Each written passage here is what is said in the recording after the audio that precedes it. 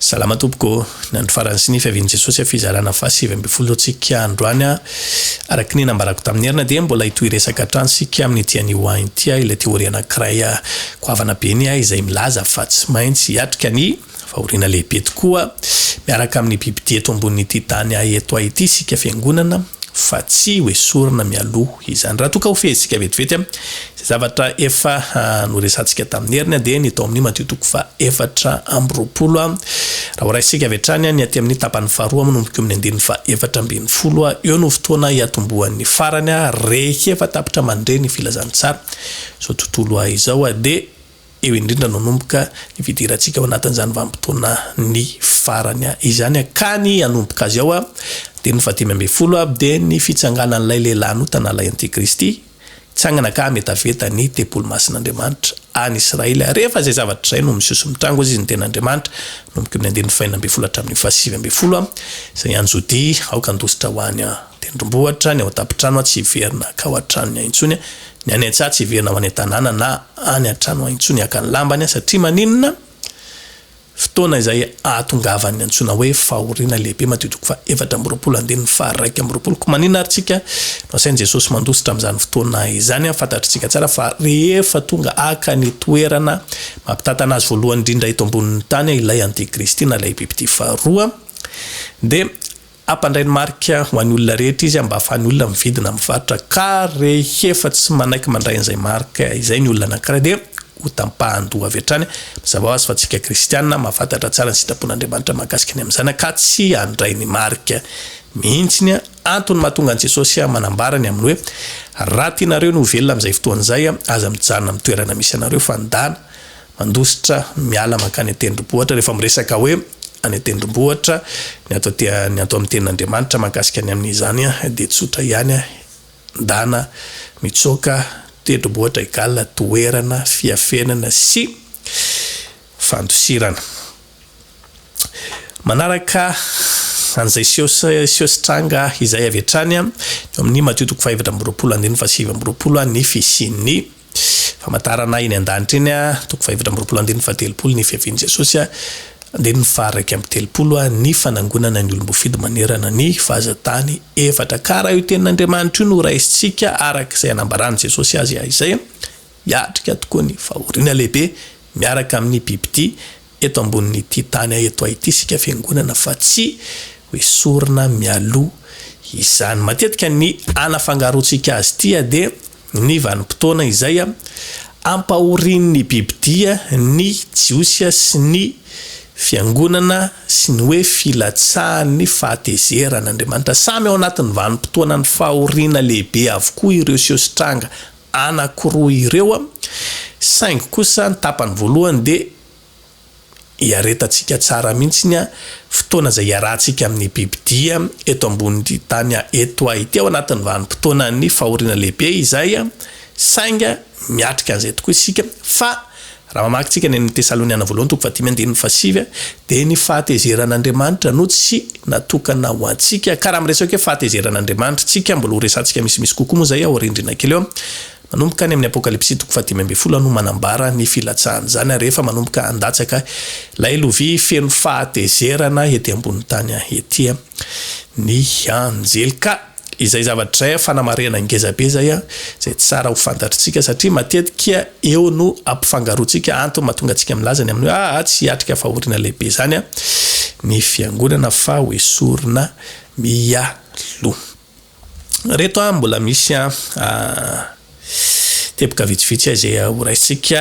manambara sy manapirofo any amin'izao hoe fiatrehana ny fahoriana lehibe izay asan'ny apôstôly toko fa 12 andininy fa 12 nampahery ny fanahy mpianatra izy ka nananatra azy aharitra amin'ny finoana sady nilaza fa tsy maintsy ho amin'ny fahoriana lehibe no hidirantsika ho amin'ny fanjaka nandry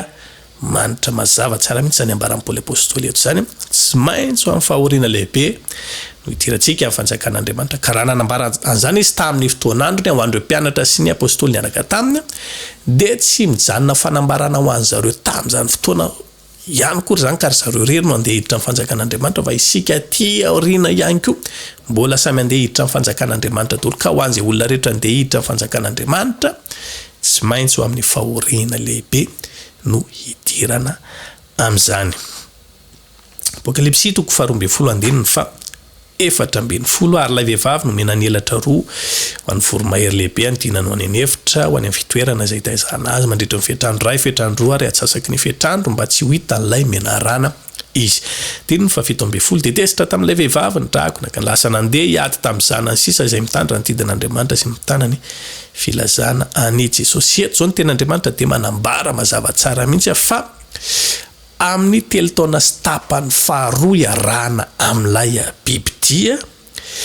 dia tsy ny jiosy irery no hoenjen'ilay menarany eto fa rehefa avy nanenjika an'ilay vehivavy izy vehivavy higalina hoentina ilazana an'zareo Israely na ny jiosy dia maninona lasa nandeha hiady tamin'ny zanany sisa ihany koa. Iza moa zany ny zanany sisa? Tsisy akoatritsika fiangonana satria mazava ho azy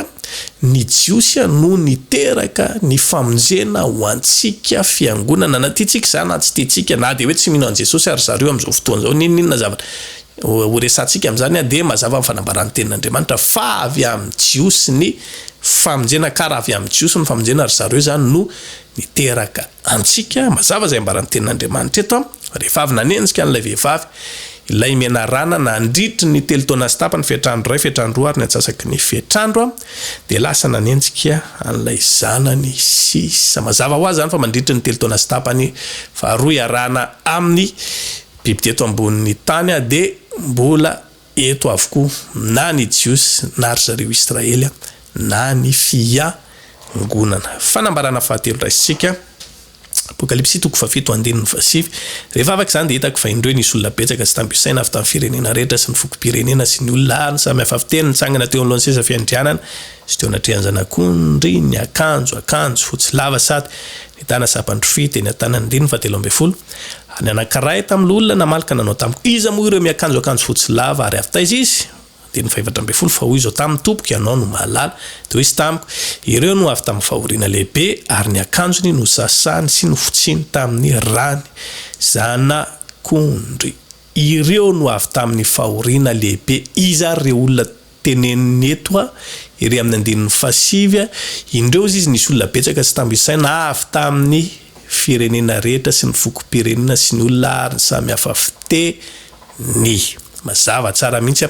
tsy manambara an'zareo jiosy izany na ny Israely fa avy amin'ny fokom-pirenena rehetra isika tsy entilisa. Hitany Jaona tany an-danitra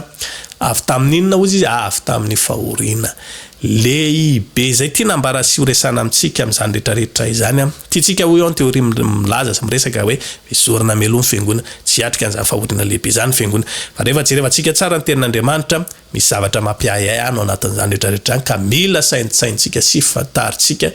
tsara fara izay zavatra rehetra nambara tamintsika izay dia hiatrika fahoriana lehibe tokoa ny fiangonana hiaraka amin'ny biby teto ambony tany eto fa tsy hoe sorina mialoha izany. Mbola ho toizantsika ny filazalazana makasika an'izay amin'ny heriny anio ary tsy tapaka ny fanambarana sy ny fizarana rehetra ataontsika eto mba ahafahantsika mitombo hatrany amin'ny fahalalana tsara ny sitrapo n'Andriamanitra. Metraka ny veloma mandram-peo na mandram-pitafa ho amintsika ho amin'ny video manaraka indray samiaro ho tahin'Andriamanitra veloma tompoko.